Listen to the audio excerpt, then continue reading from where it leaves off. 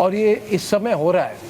जब बात हो रही है एक रहेंगे तो नेक रहेंगे, एक रहेंगे तो सेफ रहेंगे, बटेंगे तो कटेंगे, ये सब बातें हो रही है देश में। महाराष्ट्र के चुनाव भी आ गए और उत्तर प्रदेश में भी समाजवादी पार्टी का सफाया हो गया। क्या आपको लग रहा है इसके पीछे कोई ना कोई राजनीतिक रंग भी है, कोई राजनीतिक प्रोवोकेशन है, कोई कलर है इसमें?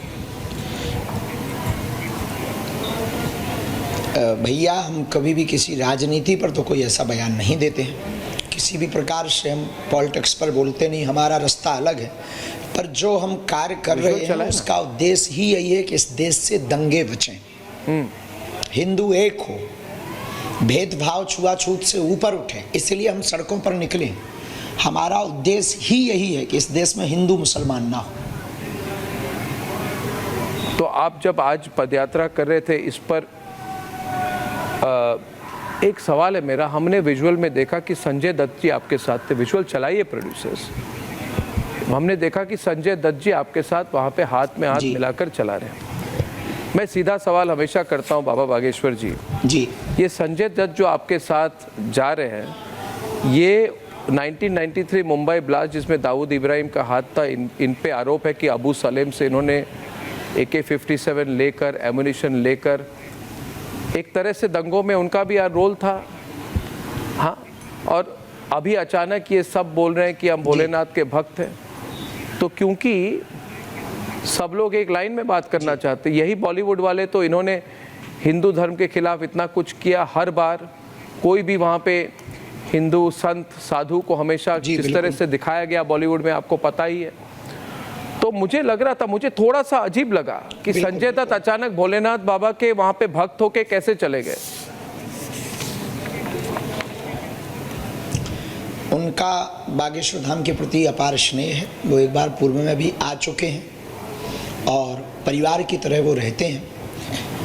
व्यक्ति कोई भी हो, भूलें होती हैं, उसके कारण वो जेल भी गए, जो कि सबको पता ही है। ज़्यादा हमें डिटेल तो जानकारी पता नहीं, पर हर व्यक्ति ऐसे अपराध करता है। हमारा उद्देश्य ये दिशाहीनों को दिशा देना, उनका आना, वो हमारे परिवार के सदस्य हैं। दूसरा, अगर बॉलीवुड के लोग अब वर्तमान में, पूर्व के समय में गुनाह के देवता जैसी पिक्चरें बनाते थे और तिलक लगाए हुए लोगों को गुंडा बताते थे, अगर वो वर्तमान में रियल में और ऑन स्क्रीन में हिंदुत्व का प्रचार करते हैं तो निश्चित रूप से ये वर्तमान के समय का प्रभाव है और निश्चित रूप से साधु संतों की आवाज का प्रभाव है। आप जैसे पत्रकार जो सत्य बोलते हैं उसका प्रभाव है। और इस देश में बहुत बड़े बड़े बदलाव आप देखेंगे। जो कभी राम की जय नहीं बोलते थे, राम को काल्पनिक बताते थे, वो भी राम को माला डालते हुए नजर आएंगे। हाँ, तो ये बात आपने कहा जो दे रहा है दुरुस्त है, बिल्कुल ठीक बात आपने कही कि अगर दिशाहीन को दिशा दिखाई जाए तो अच्छी बात है। और आप जैसे चाहिए, हमें लगता है कि इसमें स्वागत करना गलत नहीं है, स्वागत करूंगा, बहुत प्रिय है और साधु का नहीं, मैं उनके व्यक्तिगत तौर से उनके बारे में नहीं बोल रहा, मगर मैं आपको एक बात पूछना चाहता हूँ बाबा बागेश्वर जी।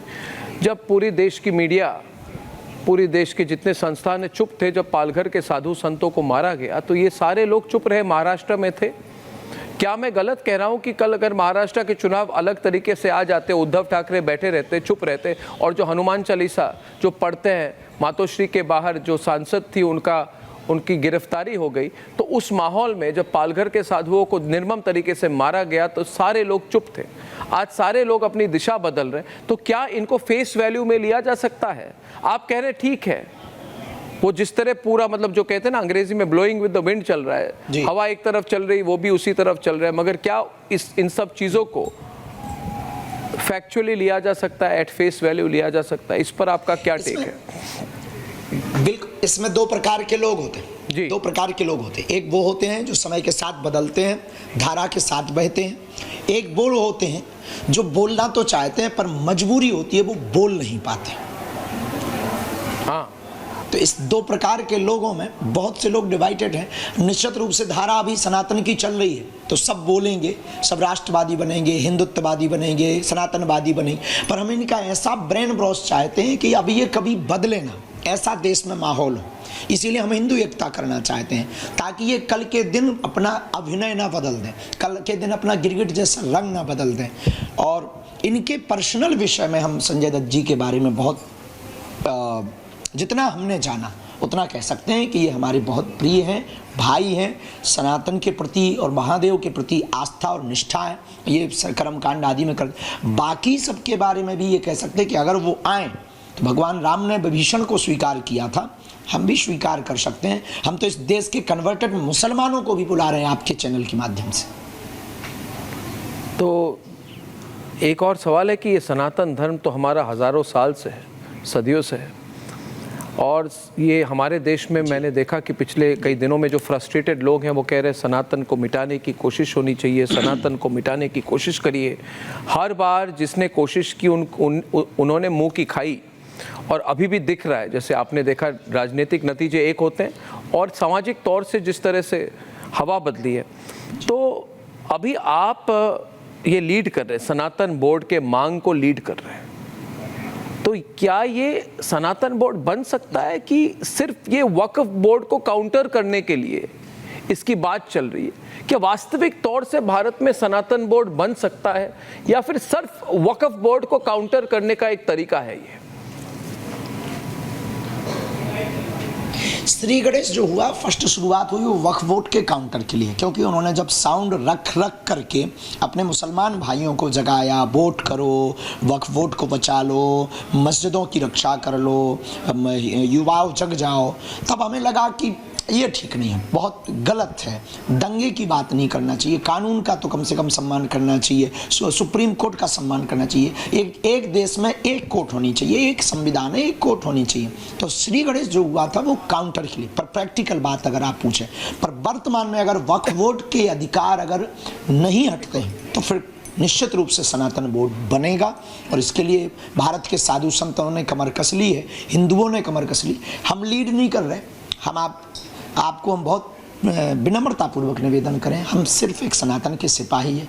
आप लोग हमारी बात को सुन लेते हो, ये हमारे लिए गौरव की बात है। तो सब लोग हम तक बात पहुंचा देते हैं, हम बोल देते हैं, यूं कहें साउंड सिस्टम है हम, नहीं हिंदुओं के जी, किसी पार्टी के नहीं जी। तो ये जो यात्रा है आपकी, जो सनातन एकता यात्रा है, ये कब तक चलेगी? इसका प्लान क्या है? कहाँ जाएगी ये सनातन एकता यात्रा, हिंदू यूनिटी की यात्रा, और इसमें कितने लोग इसमें भाग लेंगे? एक तरह से किस तरह के मूवमेंट के प्लान हैं आपके, और फाइनल गोल क्या है आपका? फाइनल गोल हमारा भेदभाव, जात पात, छुआछूत मुक्त भारत और हिंदू एक। हमें डरपोक हिंदू नहीं चाहिए, हमें कायर हिंदू नहीं चाहिए, हमें वो हिंदू प्रिय नहीं है कि तुम्हारी बहन बेटियों की आबरू बांग्लादेश के हिंदुओं की लुट रही हो, तुम चुप बैठे रहो। हमें वो हिंदू नहीं चाहिए कि जो रामचरितमानस को जला रहे हो, तुम चुप बैठे रहो। हमें वो हिंदू नहीं चाहिए कि श्रद्धा के 35 टुकड़े हों, तुम चुप बैठे रहो। हमें वो हिंदू नहीं चाहिए कि नूह, मेवात, मणिपुर, बहराइच, बरेली की घटनाएं हो जाएं और तुम चुप बैठे रहो। हमें वो हिंदू नहीं चाहिए कि कन्हैया लाल दर्जी को छोरा घोंप कर मार दिया जाए और तुम चुप बैठे रहो। हमें कट्टर हिंदू चाहिए कि अपनी बात रखने की दम हो, सड़कों पे उतरने की दम हो। जिस प्रकार इस्लाम धर्म में कम से कम वो शुक्रवार को इकट्ठे होते, हिंदू यहाँ 80% है, शनिवार या मंगलवार को इकट्ठे होकर के भगवान की प्रार्थना तो करो, एकता का परिचय तो लहराओ। तो तब तक हमारे जन्म, अब हम ये नहीं कह सकते कि हमारे प्राण कितने दिन के हैं, हम तो जी रहे हैं, कर रहे हैं, अपने लिए कुछ नहीं कर रहे हैं। ना हमें नेता बनना, ना हमें पार्टी खड़ी करनी, ना हमें किसी पार्टी को सपोर्ट करना। हाँ, हिंदुत्व के लिए जो कार्य करे उसके साथ हमें खड़े होना, हिंदुओं के लिए जो कार्य करे उसकी बात हमें करनी है। तो हमें लगता है इस देश में जात पात सबसे बड़ी दीवार है, उसके लिए हम जब तक जिएंगे तब तक पदयात्राएं करेंगे, रुक रुक के करेंगे। फाइनेंशियली दिक्कत होती है, 50,000 लोगों का भंडारा करवाना, उनकी चाय की व्यवस्था, रुकने की व्यवस्था, गद्दे लेना, बसें लगाना, मेडिकल टीम लगवाना, बहुत झंझट होते। कहना और दिखना बहुत सरल है, उसको करना बड़ा कठिन होता है। तो उसके लिए हमें व्यवस्थाएं जुटानी पड़ती हैं, और सबसे ज़्यादा सोया हुआ हिंदू समाज है। तो हमारा फाइनल गोल है हिंदू एक करेंगे, भेदभाव, जात पात, छुआछूत, अंधविश्वास मुक्त हिंदुओं को करने की हमारा गोल फाइनल। और जो